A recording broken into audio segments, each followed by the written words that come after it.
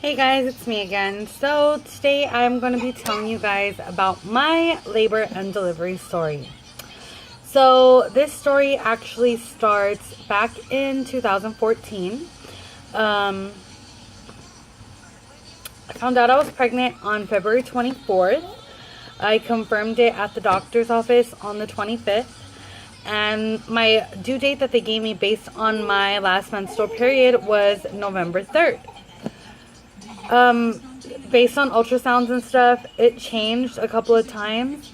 And, yeah, so it went from like the 3rd to like the 5th to like October 31st. But I kind of always knew it was going to be the 3rd. So, fast forward, months pass, I'm pregnant. So here comes November. So November 1st at 9 p.m., I did start to feel a little bit of contractions, but I didn't really know what contractions were because I never had like Braxton Hicks or anything like that. So I just thought like, oh, I'm having stomach cramps, like whatever. So I went to bed, and then November 2nd comes and it was my birthday. So I wake up and my guy tells me, so what do you want to do today? Do you want to barbecue? Do you want to go out to eat? Like, what do you want to do for your birthday? So I'm sitting there and I'm like, you know what? Like, let's barbecue. That'll be fun. Like, we can go to my mom's house and we'll barbecue or whatever. So, it's about 9 in the morning. No, I'm lying. It's about 10:30. So I'm sitting on the bed and all of a sudden I feel like if I'm peeing on myself, but I'm not pushing. Like, I just feel something coming out. So I'm like, oh my god, it's wet. And then my boyfriend's like, what are you talking about? So I run to the restroom and I sit on the toilet. And then I use the restroom, and then when I look in it, it's like this like white stuff like in the water. Like, I don't know how to explain it. So I tell him, like, I think my water just broke. I think the white stuff was like the vernix or whatever. But I'm like, I think my water just broke. And then he's like, are you serious? And I'm like, yeah. So we end up, I call the doctor, and then she tells me to go to the hospital. I'm sorry, he tells me. It was a guy. What am I talking about? He tells me to go to the hospital and see what they tell me. So I decide to take a shower. So we end up getting to the hospital about 11:30. And then I let them know what I'm there for. I went through the emergency room. I'm like, oh, I'm here because I think my water broke or whatever. So they say, okay. And then they take me on a wheelchair to the labor and delivery department of the hospital. And then the nurse gives me a gown, tells me to change or whatever. I get on the bed. She does the vitals and everything. And then she tells me that she's going to check me. Sorry, I keep looking over here. She's like, I'm going to do this swab. And if it turns blue, then that means your water broke. So she checks me and she's like, you're 2.5 centimeters dilated. And I don't think your water broke. So we're going to probably have to send you home. And she tells me, I'm going to need you to, walk around for a little bit. And if you dilate because I really didn't want to go home. I was like, I don't want to go back and forth.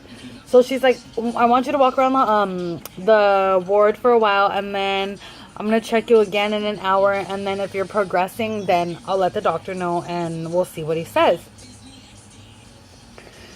So I walk around for a while. She comes and checks me again, and she's like, okay, now you're 3, but that's not enough progression for us to keep you. Like, I'm going to see what the doctor says, because usually we don't admit until the patient's 4 centimeters or their water has broken. So I'm sitting on the bed, and I'm like, the whole time I'm sitting there, I could just feel like dripping. Like, not to be gross, whoever's watching this, but I'm just feeling like dripping. So I get up and I was like, you know what? I think I have to use the restroom. But I had to, like, use the restroom, So I get up and I go into the restroom.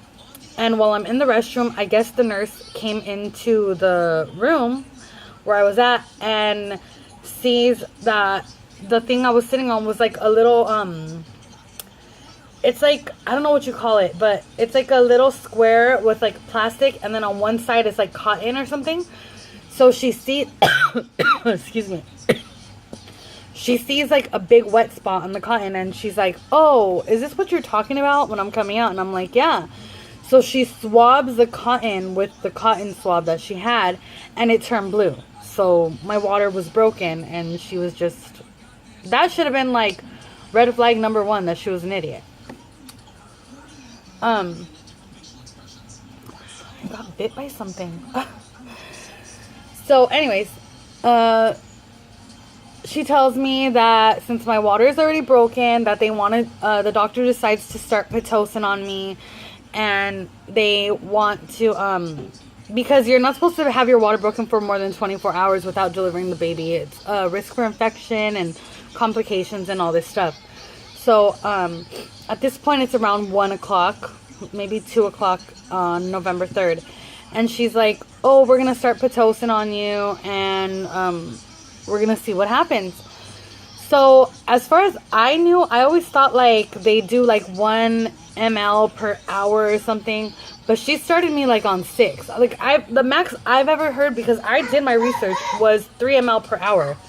And she started me, like, on 6. And then, like, an hour later, she comes in and she bumps it up to, like, 12. And at this point, I'm feeling the contractions, like, bad. So, she checks me and she's like, okay, now you're, like, 4.5 or something. Like, I was barely progressing as the hours were going on.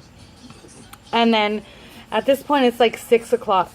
And she tells me, well, we can contact the anesthesiologist if you want the epidural. And I'm like, hell yeah, I want the epidural, because I was in pain.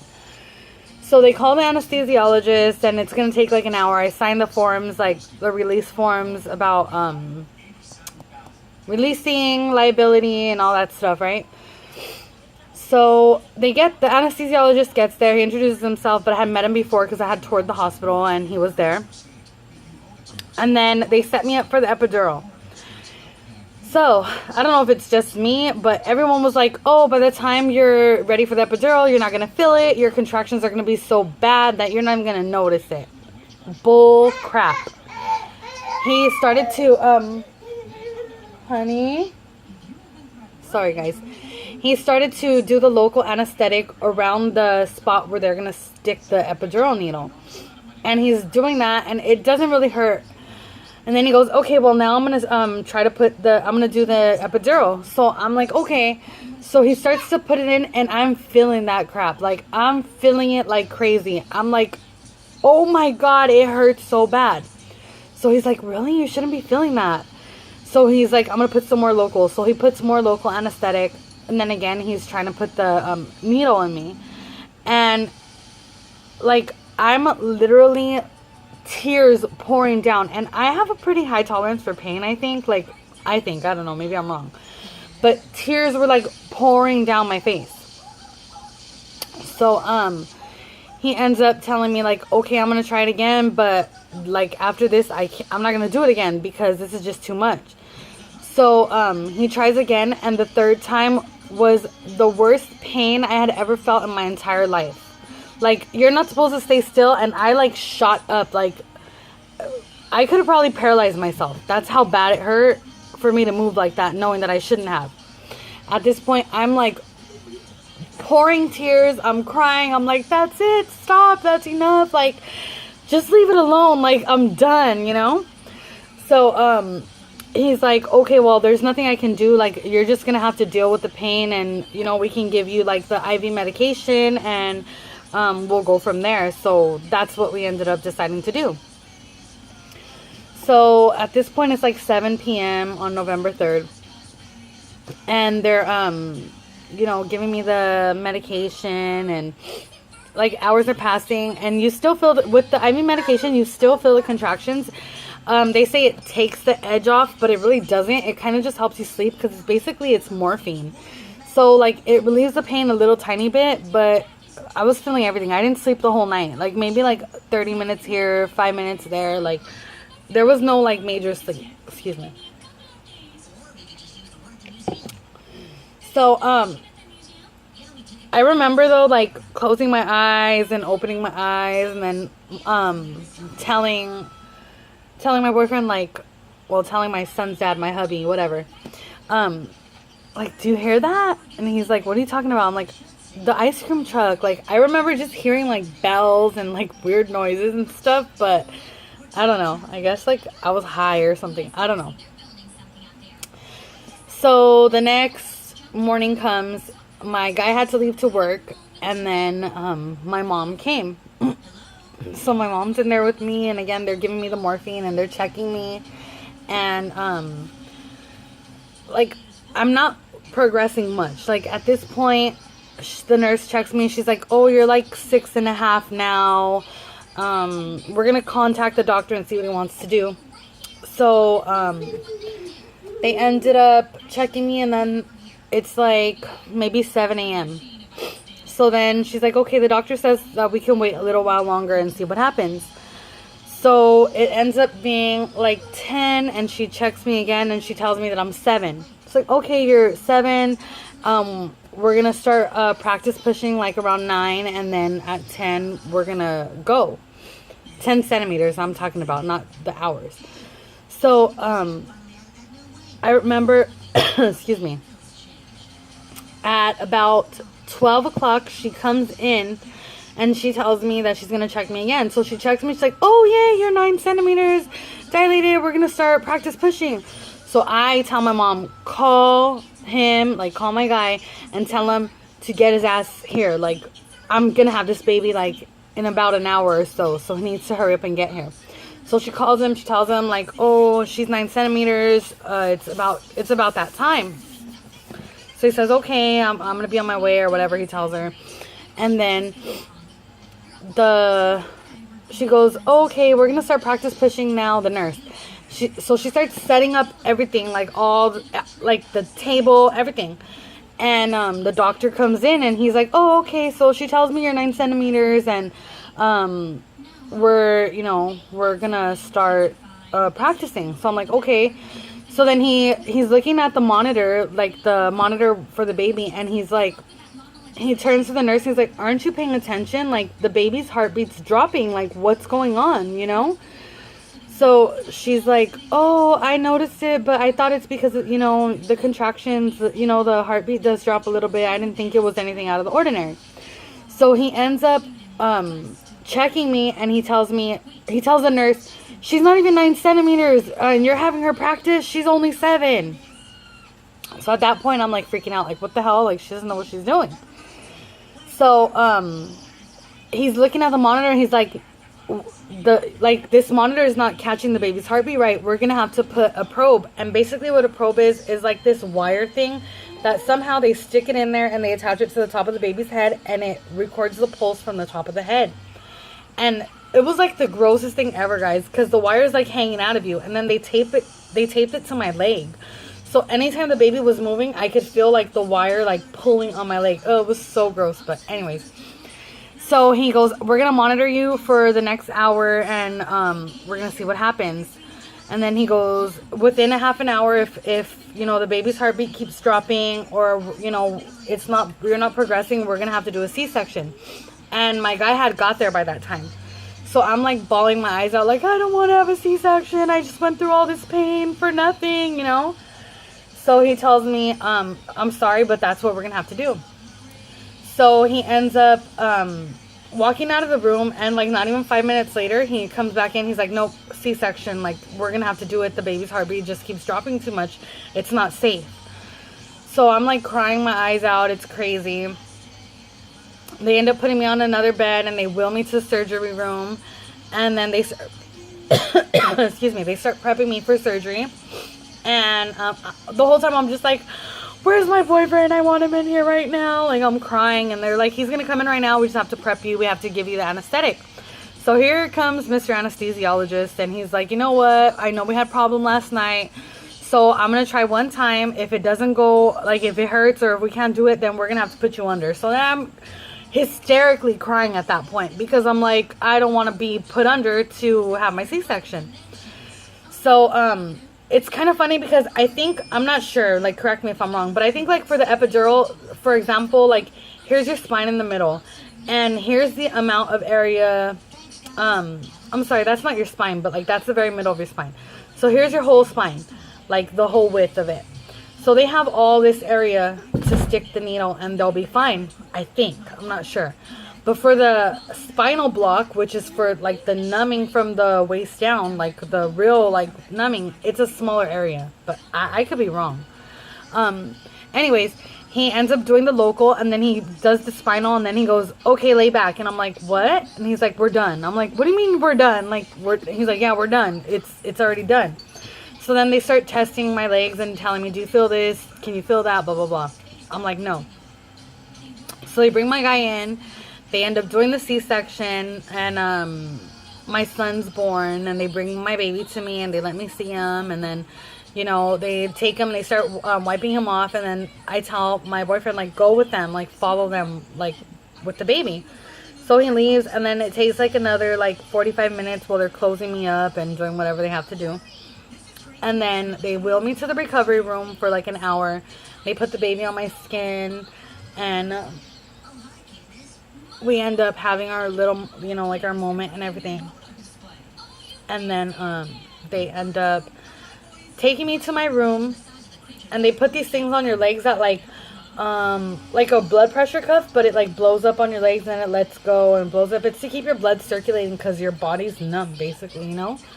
So then the regular things happen when you're in the hospital, and, you know, they test the baby's hearing, they test all that stuff, and